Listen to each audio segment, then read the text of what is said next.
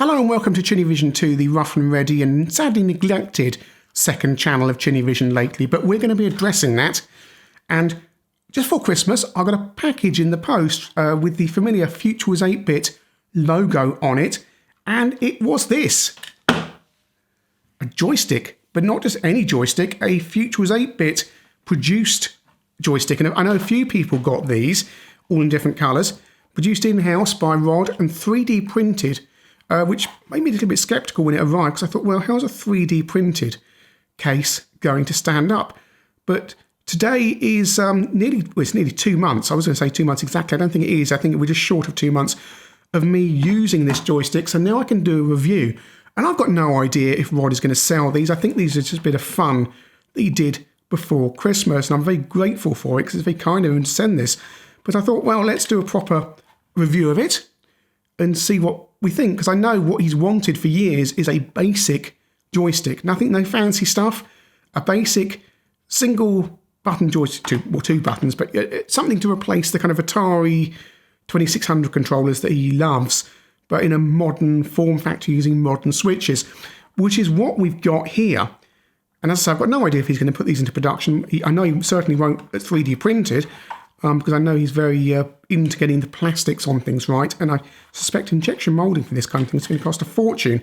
But yeah, so what we've got is he sent me the Amstrad one, Amstrad colours. You see grey, red, green and blue. It is a micro switch joystick. I haven't dared open it up because it is 3D printed, and therefore it's almost certainly self-tapping screws in there, and it probably won't go back together quite in the same way ever again. And with something where you're tugging it around, that's probably not good. You will notice a lack of suckers on the bottom, although I suspect it's easy to add some, so it sticks onto the desk, because it will just move around. Very nice clicky micro switch action.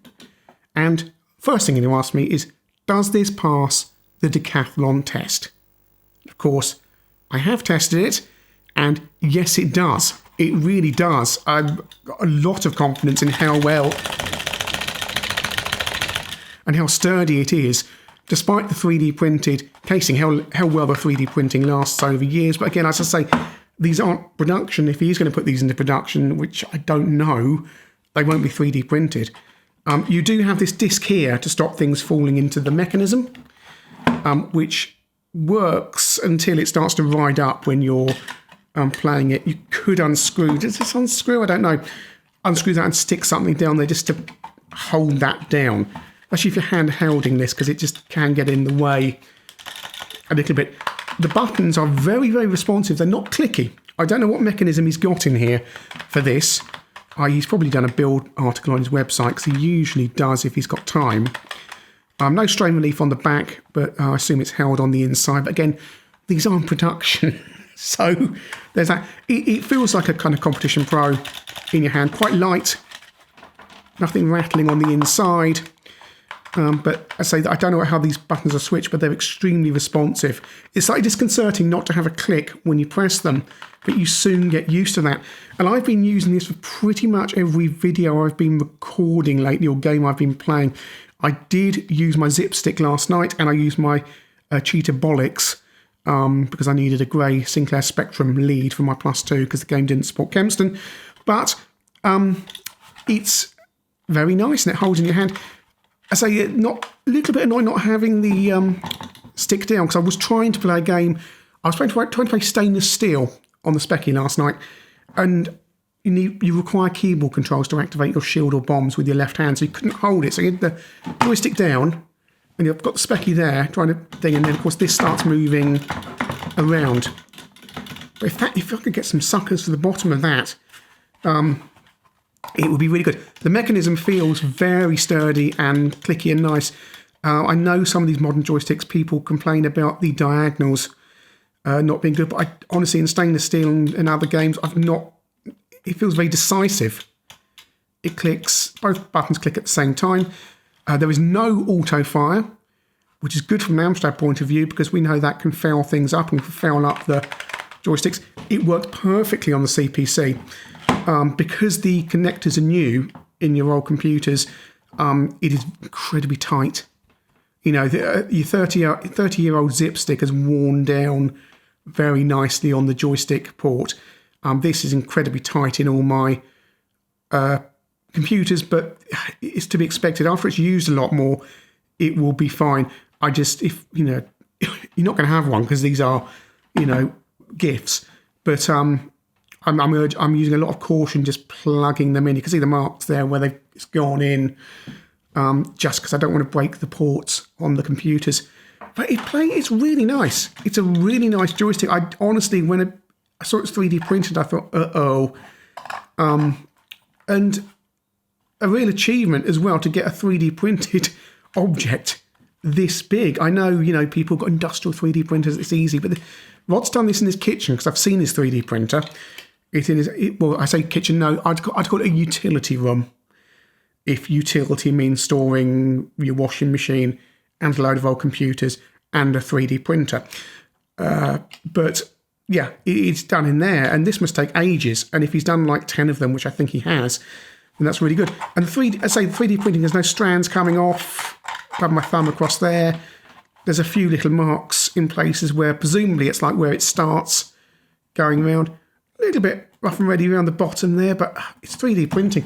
I mean, if you compare it to this thing that I've just reviewed, the Erebus for the Auric, which is retail, it's got strands coming off all over the place. Let's get you in closer to that so you can see. See, look, there's the strands of plastic coming off. Whole chunks of it. Can you see that? I'm just moving whole chunks of plastic there, which is nuts.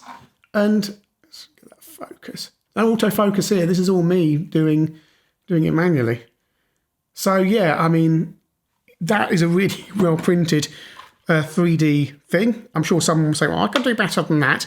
Yeah, but Rod's, you know, this is a big device and Rod's got to do 10, I say about 10 of them. So, and it feels critically, in a way this doesn't. That feels a bit very rough and ready. This, as I say, has been in my hand for 2 months, and I'm really hammering it, playing all sorts of games, and it's really nice. I assume this is a model that he's downloaded for a build-yourself joystick, open source, stuff like that. But yeah, I mean, it's holds in the hand nice. If you had production models, you could get a nicer kind of plastic that would feel better. But I do like this grippiness of it, this kind of the lines, which I know is purely accidental due to the way 3D printing works, but it actually gives it a bit of grip when you're holding it. It's not going to slip out. But yeah, no, I really like it. And thank you to Rod for sending this, because it's become my, pretty much between this and my zip stick. Actually, no, because I've deliberately been using this for the last 2 months. This has been, unless I've got a specific requirement, like a Sinclair Grey lead or something, this has been my go-to joystick. And I think it's going to stay my go-to joystick, just so we can see, you know, tell Rod, hey, you know, 6 months, a year's time, it's still going strong. Because it's going to be interesting to see how well the 3D printing holds up, and if this is a viable way of making joysticks for our old computers. So thank you, Rod, and do check out the Futures 8-bit. As I say, you can't buy these, but if Rod likes you enough, perhaps one day he might be able to sell you one. Cheers.